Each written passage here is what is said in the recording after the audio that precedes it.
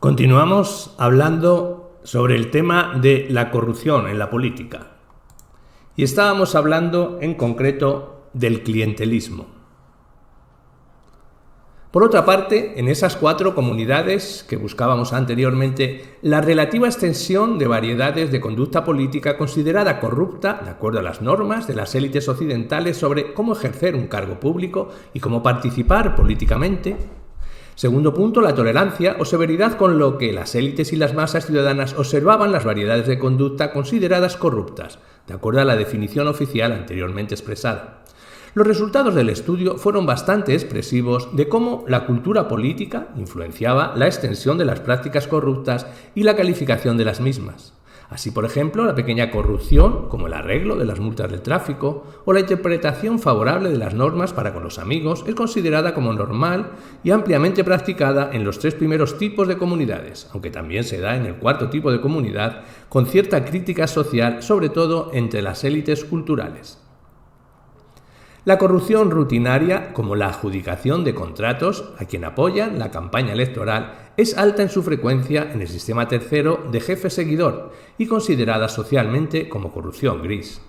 En los 2 sistemas primeramente descritos es la forma normal de hacer las cosas y aceptada socialmente como corrupción blanca o incluso como no sancionable. En el 4º sistema se produce incidentalmente y es considerada como corrupción negra o perseguible penalmente. La corrupción grave, como el uso de la policía para perseguir enemigos políticos, la corrupción judicial o el cobro de comisiones y sobornos es casi inexistente en comunidades de cultura cívica y considerada como penalmente perseguible. También es considerada como corrupción negra en las comunidades de tercer sistema, aunque su presencia es algo mayor. En el sistema de patrón-cliente es considerada como corrupción gris y tiende a ser frecuente su presencia. Finalmente, en las comunidades del primer sistema puede ser un modo normal de actuación y ni siquiera ser considerado como corrupción, sino como la forma en que las cosas son, nos gusten o no. El ejemplo gallego sería una mezcla de cultura a caballo entre las tradicionales relaciones patrón-cliente y los modernos sistemas de relación jefe-político-seguidor. De ahí que las prácticas clientelistas sean tan aceptadas socialmente. Pero ciertamente no puede considerarse un ejemplo de caciquismo, pues el caciquismo incorporaba una serie de rasgos que ya no se dan en el mundo rural gallego ni en el sistema político español. El caciquismo, de acuerdo con Tuchel, implicaba un gigantesco fraude electoral denominado encasillado, es decir, que los resultados electorales estaban prefijados de acuerdo a unos intereses pactados y establecidos por las élites políticas centrales. Y lo que se trataba es de conseguir que la realidad se asemejara en lo posible a esos resultados previos. Para empezar, las listas electorales eran decisión del gobierno central, quien se dirigía a los gobernadores civiles para obtener la información sobre los caciques locales y su grado de influencia. Este informe debía incorporar datos como el de los cargos ocupados por cada familia influyente en la provincia y a nivel local, las alcaldías no ocupadas, el número de militantes y simpatizantes de partidos y sindicatos y el nivel de conflicto previsible si se imponían unos resultados electorales que se alejaban bastante de lo esperado por la población. El sentido último de las clientelas electorales era el de ayudar, merced a la intermediación del cacique local, a que los resultados se parecieran en la realidad a lo previsto. Para ello tenían que acudir a votar siguiendo las indicaciones de su cacique. Pero además el caciquismo, desde el punto de vista social, implicaba unas relaciones de dependencia económica y material que es incompatible con un moderno Estado social y un monopolio de oferta que en democracia, por fortuna, no existe. En cada localidad, aunque existan matices y particularidades geográficas, solo había un gran cacique, de tal manera que el modesto campesino, analfabeto, no podía optar por servir a uno u otro patrón político como ocurre ahora. La dominación era prácticamente absoluta. Hablemos del tipo de clientelismo. Hoy en día el clientelismo puede ser de 3 tipos: electoral, burocrático y de partido. Aunque lo normal para tener pleno éxito es que los 3 se solapen cuando una tupida red clientelar. En el clientelismo electoral, El cliente es un votante, el cual da su voto al que accede por derecho reconocido legalmente a aquel partido que, por promesas hechas personalmente por el candidato o sus representantes, le garantiza mayores favores y beneficios materiales exclusivos. Lo que se intercambia son necesariamente votos por favores. El rasgo típico del vínculo político clientelar frente al vínculo político programático es que en el segundo, el partido votado no se compromete con sus votantes o proporcionales favores y privilegios, sino aplicar unas políticas determinadas de forma objetiva y universal. En este segundo supuesto, vínculo programático, se intercambian promesas de políticas y programas públicos por votos. Un ejemplo de clientelismo electoral es el propio del Partido Popular gallego, aunque también lo intenten otros partidos.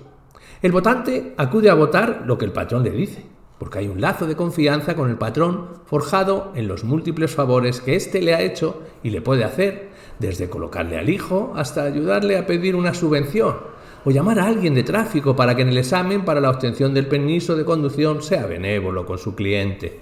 Algunos autores también han afirmado que el funcionamiento de los programas de empleo rural en Andalucía tuvieron un fuerte componente clientelista en los años 1980, afectando, en este caso, al Partido Socialista, aunque no todos los estudios lo confirman. El caso japonés, antes expuesto, muestra también este tipo de clientelismo. Se vota al patrón para que el que crea el konkai. Por eso ese patrón ha generado antes lazos fuertes de confianza personal con los clientes, por ejemplo, enviando un regalo por el nacimiento de un hijo o resolviéndoles un problema de una licencia de obras con el ayuntamiento de la ciudad correspondiente. Una modalidad cada vez más importante de clientelismo electoral es la del nivel institucional. Son los supuestos en los que un político con un cargo importante a nivel central, sobre todo regional, favorece con sus decisiones a un área geográfica concreta, que es aquella donde él fundamenta su carrera política y tiene sus redes de apoyo. O aquellos supuestos donde un gobierno apoya de forma discriminatoria a aquellos gobiernos regionales o locales que están en manos de su partido. El primer caso, conocido como pork barrel, es propio sobre todo de países con listas abiertas, por circunscripciones, donde el representante elegido se juega la reelección en función de los beneficios que consiga para su circunscripción en el Parlamento Nacional. Y las posibilidades son máximas, si además de parlamentario es ministro. En el segundo caso, tenemos un supuesto en el que se penaliza a aquellos gobiernos locales o regionales en manos de partidos de oposición, negándose ayudas y subvenciones a las que dicho gobierno tendría derecho, y se favorece a los gobiernos del partido clientelista. Esta situación hace que sea difícil para un votante puramente racional y egoísta optar por el partido de la oposición a nivel local, hasta que no consiga dicho partido el gobierno nacional, y siempre que éste esté dispuesto a embarcarse también en prácticas clientelares. En el clientelismo burocrático, el cliente es un colectivo o un individuo que aporta dinero o apoyos materiales. Su voto no es aquí lo esencial, aunque también cuenta al patrón político, a cambio de que o se le adjudiquen contratos, subvenciones o concesiones públicas de forma privilegiada, o se le faciliten trámites y se le entregue información privilegiada, o se le exima de pagos, contribuciones, requisitos contractuales o impuestos. Obviamente, este es un supuesto de corrupción en sentido estricto. Pues es difícil imaginar un supuesto de clientelismo de este tipo sin que se produzca un beneficio extraposicional y un abuso de poder posicional, aunque se pueda hacer sin incumplir las leyes. En las redes más sofisticadas de intercambio clientelar, este tipo de clientelismo es muy importante, pues aporta los recursos necesarios para la financiación extraoficial del partido y para la consolidación de la clientela privada del patrón, a cambio de favores específicos financiados por el propio patrón, como el pago de las cuotas de afiliación al partido o los regalos por bodas, como en el caso de los konkais.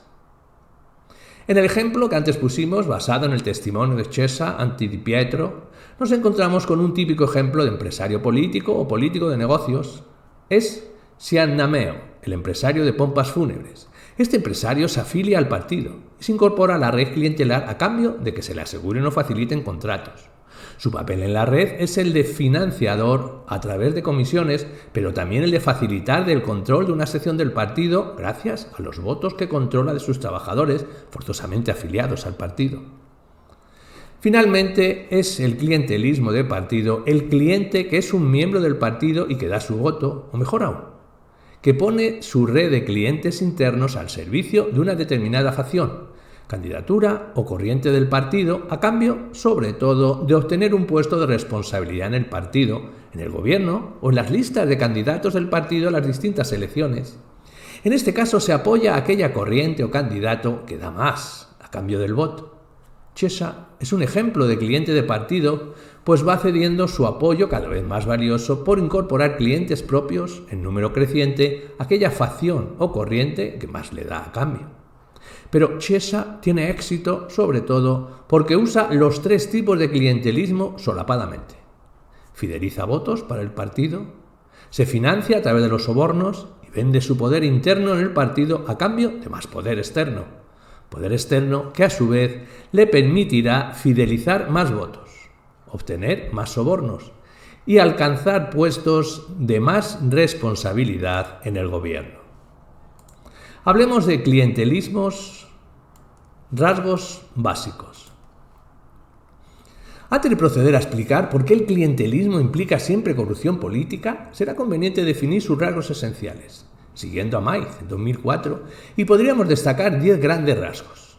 En primer lugar, el partido clientelista, aunque se preocupa por asegurar una fuerte organización interna, no se preocupa de la definición y clarificación programática, a diferencia del partido programático, que invierte bastante en energía en dicha clarificación. Segundo, en el partido clientelista, el intercambio entre políticos y electores es directo. Los electores intercambian votos por beneficios materiales y este intercambio se hace entre quien controla recursos y el que carece de ellos, por lo que existe una situación de denominación que puede ser arbitraria. En el partido programático no hay intercambio directo, sino a través de un programa.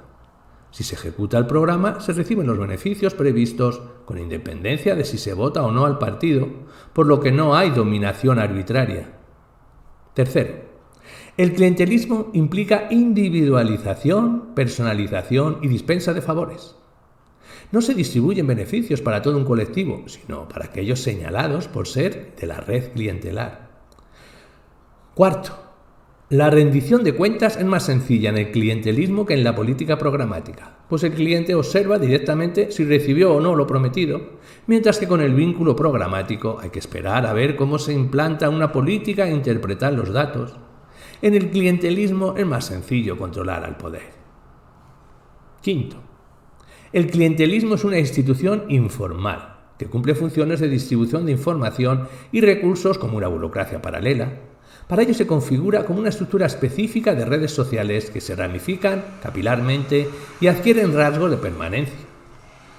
Sexto punto, la relación propia del intercambio clientelar es desigual y asimétrica, existiendo relaciones de subordinación y dominación. Un séptimo punto, las redes sociales del clientelismo, que no tienen cierre horizontal, es decir, que progresan verticalmente.